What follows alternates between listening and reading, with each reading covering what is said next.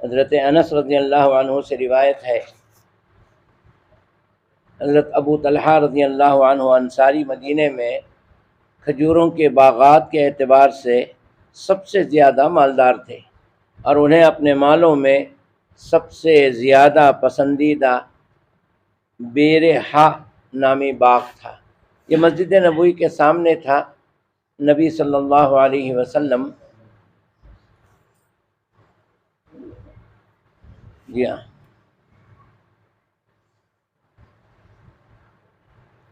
اس میں تشریف لاتے ہیں اور باغ میں موجود پاکیزہ پانی نوش فرماتے ہیں۔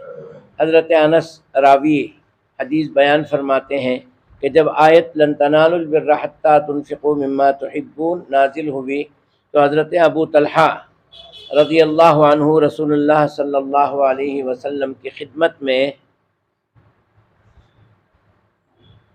حاضر ہوئے، نازل فرمائی ہے، اور عرض کیا یا رسول اللہ، اللہ تعالیٰ نے آپ پر یہ آیت نازل فرمائی ہے کہ تم ہرگز نیکی کو نہیں پہنچ سکو گے جب تک کہ تم اپنی پسندیدہ چیزیں اللہ کی راہ میں خرچ نہیں کرو گے، اور مجھے اپنے مالوں میں سب سے زیادہ محبوب بیرحا باغ ہے، میں اسے اللہ کے لیے صدقہ کرتا ہوں، میں اللہ سے اس کے اجر کی اور اس کے پاس اس کے ذخیرے ہونے کی امید رکھتا ہوں۔ بس آپ جہاں اللہ آپ کو سمجھائے اسے اپنے تصرف میں لائیں۔ رسول اللہ صلی اللہ علیہ وسلم نے فرمایا، یہ تو بڑا نفع بخش مال ہے، یہ تو بڑا نفع بخش مال ہے، تم نے جو کچھ کہا ہے میں نے سن لیا ہے، میری رائے یہ ہے کہ تم اسے اپنے قرابت مندوں میں تقسیم کر دو۔ حضرت ابو طلحہ نے فرمایا، ٹھیک ہے یا رسول اللہ، میں ایسا ہی کروں گا۔ چنانچہ انہوں نے اسے اپنے رشتہ داروں اور امزاد بھائیوں میں تقسیم کر دیا۔ اس حدیث کو بخاری اور مسلم نے روایت کیا ہے۔ عبداللہ بن عمر بن عاص رضی اللہ عنہما سے روایت کرتے ہیں کہ ایک آدمی نبی کریم صلی اللہ علیہ وسلم کے پاس آیا اور عرض کیا، میں آپ سے ہجرت اور جہاد پر بیعت کرتا ہوں اور اللہ سے اجر کا طالب ہوں۔ آپ نے پوچھا، تیرے ماں باپ ہیں؟ اس نے جواب دیا، ہاں، بلکہ دونوں ہی زندہ ہیں۔ آپ نے اس سے پوچھا، کیا تو واقعی اللہ سے اجر کا طالب ہے؟ اس نے کہا، ہاں۔ آپ نے ارشاد فرمایا، پھر تو اپنے والدین کے پاس لوٹ جا اور ان کی اچھی طرح خدمت کر۔ اس کو بھی بخاری اور مسلم نے روایت کیا ہے۔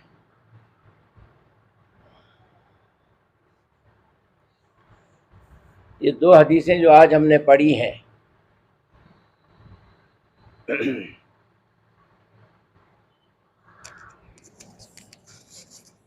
آواز باہر نہیں آ رہی۔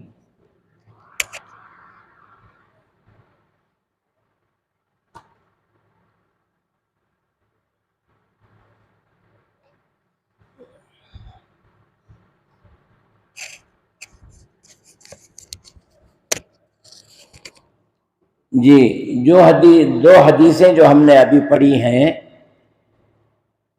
سب سے پہلے حدیث جس میں یہ ذکر ہے کہ اللہ تعالیٰ کو بندے کا وہ مال پسند ہے جسے بندہ زیادہ چاہتا ہے۔ خیرات کرنا ہی مقصد نہیں ہے، خیرات کے ساتھ، صدقہ دینے کے ساتھ ساتھ اللہ کی رضا کیا ہے یہ ضروری ہے۔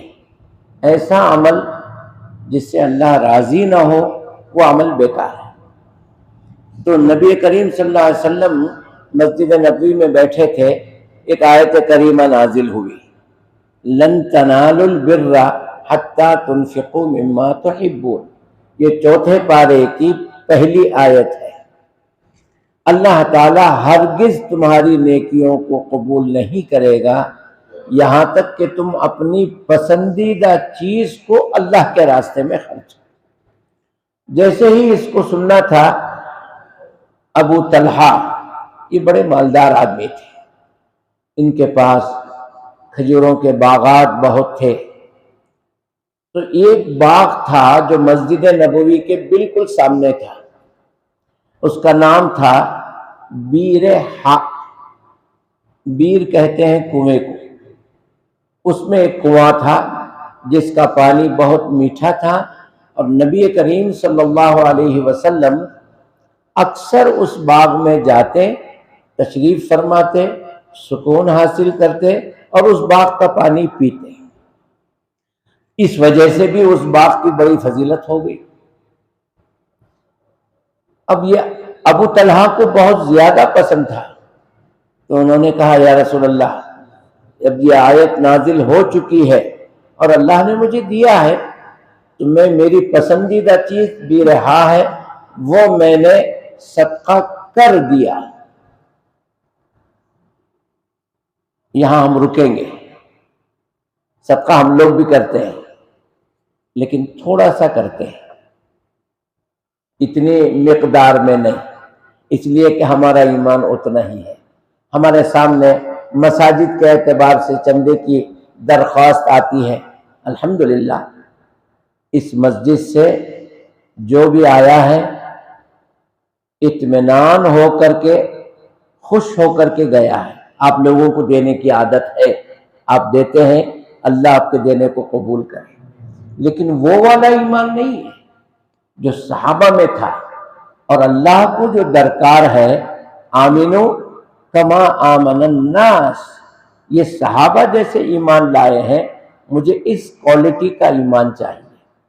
مشکل ہے، صحابہ تھے وہ، نبی کی صحبت میں بیٹھنے والے، اپنی ماتھے کی آنکھوں سے نبی کو دیکھنے والے، نبی کی آواز کو سننے والے، آپ کے حکم پر عمل کرنے والے، یہ بات ہی کچھ اور ہوتی ہے۔ وہ سعادت ہمیں نصیب نہیں ہوگی، پھر بھی کوشش ہم کریں۔ تو ہمارا مسئلہ کیا ہے؟ اگر کوئی شخص، یجمان تمہارے پاس تو بہت سی جائیداد پڑی ہے، ایک جگہ دے ڈالو نا مسجد کے واسطے، اگر ان کو دینے کا ارادہ ہے تب بھی وہ کیا کرتے ہیں، میں ذرا گھر میں مشورہ کر لیتا ہوں، اہلیہ سے، بچوں سے، رشتہ داروں سے ذرا مشورہ کر کے پھر میں آپ کو سناتا ہوں۔ اب سناتے وقت یا تو ہاں کا جواب ہوگا یا تو نہ کا، یا یہ کہہ سکتے ہیں جگہ تو میں نہیں دیتا، اس کی قیمت اتنی ہے، آپ آدھا دام دیجئے، آدھی میں دے دیتا ہوں، یا آدھی سائڈ میرے طرف سے، باقی کی آدھی آپ خرید دیجئے، یا نہیں تو ایک سلیب میں ڈال کے دیتا ہوں۔ اس طرح سے کوئی نہ کوئی ایک شکل آتی ہے، انکار نہیں کرتے۔ آج بھی الحمدللہ جن سینوں کے اندر اللہ کا نام موجود ہے، ایمان باقی ہے، ایثار بھی باقی ہے۔ تو رسول اللہ صلی اللہ علیہ وسلم پر جب آیت نازل ہوئی تو ابو طلحہ کسی سے کوئی مشورہ نہیں کیا، نہ بچوں سے پوچھا، نہ بیوی سے پوچھا، نہ رشتہ داروں سے، بلکہ وہ فوراً آئے اور کہا یا رسول اللہ اپنا ہاتھ بڑھائیے۔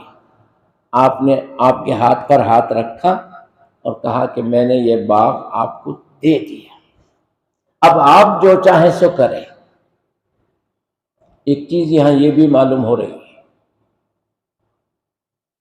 اگر کوئی صاحب مسجد کو فین دلائے تو وہ کیا کرتے ہیں، یہ پرانے فین سب نکالو جی، میں لایا نا وہ ڈالو، اور یہ وہاں ڈالو، یہ یہاں ڈالو، یہ ایسا کرو وہ ویسا کرو، ہوتا ہے نا۔ جب میں فین دے رہا ہوں تو میری مرضی سے ہونا، صحابہ میں یہ بات نہیں تھی، وہ ہر وقت رضائے الہی اور رضائے رسول اس کو دیکھتے ہیں۔ یا رسول اللہ حکم ہوا صدقہ کا، میں نے دے دیا، آپ جو چاہے سو کریں، یہ بڑی بات ہے، یہ سیکھنا ہے ہم کو۔ تو اللہ کے رسول نے فرمایا یہ بہت نفع کا سودا ہے، اللہ کو آپ نے راضی کر لیا، اسے بجائے ادھر ادھر دینے کے اپنے رشتہ داروں میں دو۔ تو کہنے کا مقصد کیا ہے؟ قرآن نے بتایا ذوی القربہ، جب دینا ہی ہے تو پہلے حقدار کون ہے؟ رشتہ دار، اس کے بعد دوسرے۔ تو ہم اپنے رشتہ داروں کو بھلا دیتے ہیں۔ صلہ رحمی بہت بڑی چیز ہے۔ یہ حدیث یہاں اسی لیے لائے ہیں کہ صلہ رحمی، رشتوں کو جوڑنا، رشتوں کو سنبھالنا، جسے ہماری زبان میں کنبہ پروری کہتے ہیں۔ کیا کہتے ہیں؟ کنبہ پروری۔ بعض لوگ ہوتے ہیں ایسے خاندان میں، ایک بھائی اگر اللہ دیا ہے تو دوسرے بھائیوں کو سنبھالتا ہے، ان کے بچوں کی شادیاں کرتا ہے، ان کو مکانات بنا کے دیتا ہے، ایسے بھی ہیں۔ اور بعض ایسے بھی ہیں دوسرے بھائیوں کا حصہ خود کھا کے بیٹھ جاتے ہیں۔ دونوں طرح کے لوگ ہیں، دونوں طرح کے لوگ ہیں۔ یہاں یہ بات سمجھ میں آ رہی ہے، اللہ کے رسول نے جو نصیحت کی، اسے تم اپنے رشتہ داروں میں۔ تو حضرت ابو طلحہ نے پھپھی کے بچے، ام زاد بھائی، ام کہتے ہیں پھپھا کو، ان کے بچوں کو اور اپنے بھائی کے بچوں کو یہ باغ تقسیم کر دیے۔ یہ بڑی قربانی والی بات ہے، ایک بات کے اوپر۔ یعنی خشیت الہی دل میں اتنی تھی اور اتنی تڑپ تھی کہ اللہ میرا کوئی عمل قبول کر لے اور مجھ سے راضی ہو جائے، تو آپ نے باغ دے دیا۔ ویسے بھی چھوڑ کے جانے والا باغ تھا، لے کے جانے والا باغ تھا کیا؟ نہیں نا، جب چھوڑنے ہی ہے، چھوڑ کے ہی جانا ہے، تو پھر کیوں نہ اللہ کو راضی کر کے چھوڑ دے۔ دو فائدے۔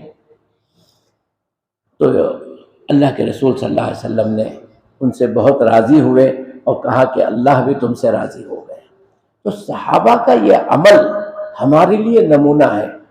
ہم بھی ایسا کریں کہ جب کوئی ہمارے ساتھ نہیں ہوگا، وہ وقت کون سا ہے جب کوئی ہمارے ساتھ نہیں آتا؟ جی، موت میں تو کوئی آتا نہیں، آتے بھی ہیں تو ساتھ میں نہیں آتے، چھوڑ کے جاتے ہیں۔ قیامت میں اللہ تعالیٰ نے فرمایا یوم یفر المرء من اخیہ، یعنی رشتے اللہ بتا دے گا وہاں، یہ میرا بیوی ہے، یہ میرا باپ ہے، یہ میرا بھائی ہے، یہ میرا فلاں ہے، یہ میرا بیٹا ہے، یہ میرے ابا ہیں۔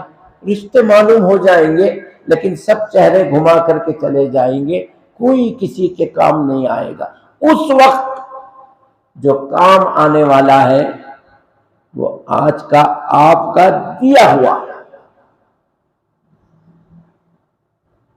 فَلْيَنْظُرِ الْإِنسَانُ، انسان کو چاہیے، مَا قَدَّمَتْ لِغَدْ، کل کے لیے کیا بھیجا ہے۔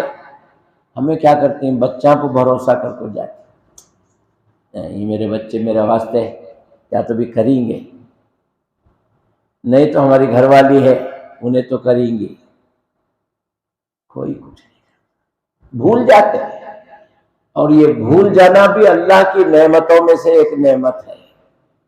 جی ہاں، ننھے بچے کو ماں کھو دیتی ہے، اللہ اس کے غم کو بھلا دیتا ہے۔ بچوں کے ماں باپ چلے جاتے ہیں، بچے بھول جاتے ہیں۔ ماں باپ کے سامنے بچے، جوان بچے چلے جاتے ہیں، ماں باپ کو اللہ بھلا دیتا ہے۔ تو نیند کا آ جانا اور غم کو بھلا دینا یہ اللہ کی نعمتوں میں سے ایک نعمت ہے۔ تو کوئی کچھ نہیں کرتا، اس لیے بہتر ہے ہم اپنی زندگی میں ہماری آخرت خود بنا کے جائیں۔ اور یہ میرا مشورہ ہے نہیں، اللہ نے فرمایا آپ کل کے لیے کیا بھیجے ہیں، اور اس دن کوئی تمہارے ساتھ نہیں آئے گا۔ ریئل فیکٹ کیا ہے میں بتا رہا ہوں آپ کو، امید پہ مت آنا یہاں میں ہی مریا تو کیا ہوا، میرے بچے میرے واسطے کریں گے، کچھ نہیں کرتے۔ تھوڑے لوگ پہلے قرآن خوانی کرتے تھے، وہ فائدہ قرآن بیچنے والے کو ہوتا تھا، 50 روپے کے حساب سے وہ لے کے جیب میں ڈالتا تھا، قرآن اللہ کا، پیسے اس کے جیب میں، ملا گیا کچھ بھی نہیں۔ جی، تو اس طرح سے اپنے خویش و اقارب کو صلہ رحمی کے ساتھ آنا۔ اور اس حدیث سے معلوم ہوا کہ اچھی چیز، تھوڑے لوگ پیسے گنتے وقت جو پرانے نوٹ آ جاتے ہیں اسے الگ رکھے رہتے ہیں یہ جیب میں، جب کبھی دینے کا وقت آتا ہے فقیران کو خیرات صدقہ چندہ تو وہ پرانے نوٹاں گاڑ کو جاتے ہیں۔ اکثر دیکھو وہ چندے کے نوٹا میں پھٹے نوٹا، نہیں چلنے کے نوٹا ایسے رہتے۔ ایسا کیوں؟ اللہ کے لیے جب دینا ہے وہ تحفہ ہے آپ کا، آپ کی طرف سے اللہ کے راستے میں ایک صدقہ ہے، صدقہ اچھا ہونا چاہیے۔ اچھا، دوسری حدیث جو ہم نے پڑھی تھی، ہاں، وہ یہ ہے کہ ایک آدمی نبی کریم صلی اللہ علیہ وسلم کے پاس آیا، اس نے کہا یا رسول اللہ میں آپ کے ہاتھ پہ وعدہ کرتا ہوں، بیعت کرتا ہوں۔ کس بات کے لیے؟ میں جہاد کروں گا اور پھر ہجرت بھی کروں گا دین کی خاطر۔ اللہ کے رسول صلی اللہ علیہ وسلم نے اس سے پوچھا تیرے ماں باپ ہیں، زندہ ہیں؟ اس نے کہا ہاں ہیں، دونوں ہیں۔ تو پھر ایک کام کر، تو جا اپنے ماں باپ کی خدمت کر، یہی تیرے لیے جہاد ہے اور یہی تیرے لیے ہجرت ہے۔ اس حدیث سے کیا معلوم ہوا؟ وہ یہ معلوم ہوا جو ثواب، جو اجر جہاد کرنے میں ہے، اللہ کے راستے میں قتل ہونے میں ہے، اس سے زیادہ ماں باپ کی خدمت کرنے میں، جو اجر گاؤں مکان جائیداد وطن چھوڑ کر چلے جانے میں اللہ کے لیے اجر ہے، اس سے زیادہ والدین کی خدمت میں۔ تو یہ صلہ رحمی ہے، رشتوں کو جوڑنا ہے، تو والدین کی خدمت ہم کریں۔ کل کی حدیث میں یہ بات آئی تھی، اللہ کے رسول صلی اللہ علیہ وسلم نے بد دعا کی منبر پر چڑھتے وقت، وہ برباد ہو جائے، اس کی ناک خاک آلود ہو۔ صحابہ نے پوچھا یا رسول اللہ آپ نے 3 مرتبہ یہ بات فرمایا، وہ کس کے لیے، کون ہے؟ کہا کہ جسے جوانی میں ماں باپ بوڑھے مل جائے اور وہ ان کو راضی نہ کرے، ان کی خدمت نہ کرے، وہ برباد ہو جائے۔ اور اس پر فرشتوں نے بھی آمین کہا۔ اللہ ہمیں ایسی ذلت سے محفوظ رکھے، والدین کی خدمت کا موقع عطا کرے، اور خود اللہ کے راستے میں پسندیدہ چیز دینے کی کوشش کریں۔ اور یہ ایک بات ذہن میں رکھیں، کسی پر کوئی اعتماد نہ کریں۔ جی، ہمارے لیے کوئی کچھ کرے گا، آپ اپنے بچوں کو جو دینا ہے وہ دے دیں، باقی کا اللہ کے راستے میں خرچ کر کے جائیں، وہ آپ کے کام آئے گا۔ سبحانک اللہم و بحمدک، اشہد ان لا الہ الا انت، استغفرک و اتوب الیک۔